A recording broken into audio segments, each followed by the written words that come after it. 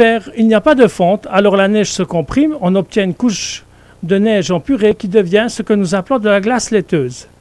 Des bulles d'air sont emprisonnées à l'intérieur. Donc, vous avez une zone claire, une zone laiteuse, une claire laiteuse. Chacune est appelée un anneau annuel. Nous avons trouvé 135 000 anneaux annuels. Donc la Terre est âgée de 135 000 ans. J'ai répondu, vous présumez que chaque anneau est un anneau annuel? Ils répondirent, bien sûr. Comment voulez-vous voir autrement? De la glace claire et laiteuse. C'est évident, regardez. J'ai regardé sur le nom de table et bien sûr, il y avait tous ces anneaux. Mais ces gars n'ont certainement pas entendu parler de l'escadron manquant. Pendant la Deuxième Guerre mondiale, des avions ont dû faire des atterrissages forcés au Groenland, faute de carburant. C'était en 1942. Peu après, des gens ont décidé de les récupérer, mettre de l'essence dedans, souffler la neige des ailes et les faire voler à la maison. Alors, ils sont partis.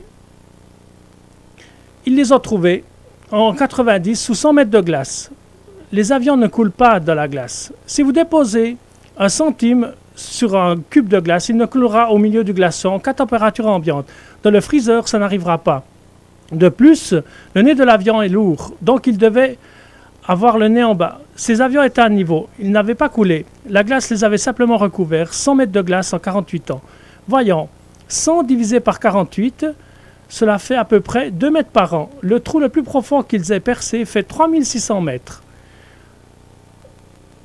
3600 divisé par 2 égale 1800 ans seulement. Je sais, plus vous descendez, plus la glace est écrasée à cause de la pression. Elle devient ce qu'on appelle un névé. La glace est du genre lisse. Mais même 4400 ans, c'est très raisonnable. 4400 ans, c'est assez pour toute la glace des pôles nord et sud. Donc la question qui se pose, si la Terre est vieille de milliards d'années, pourquoi n'y a-t-il pas plus de glace aux pôles nord et sud?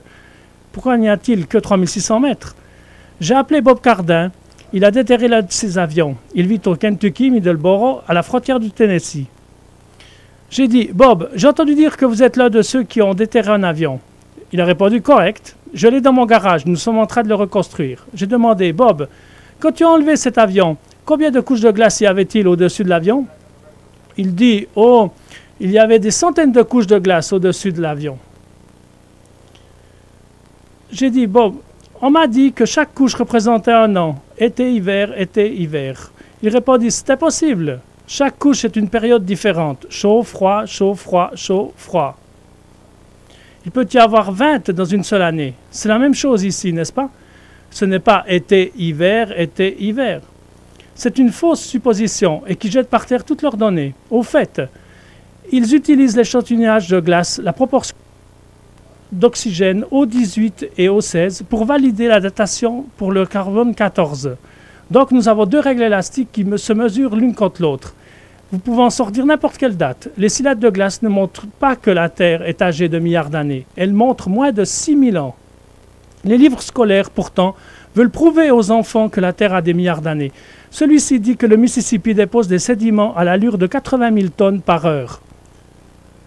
80 000 tonnes de boue arrivent chaque heure du Mississippi et se déversent à la Nouvelle-Orléans.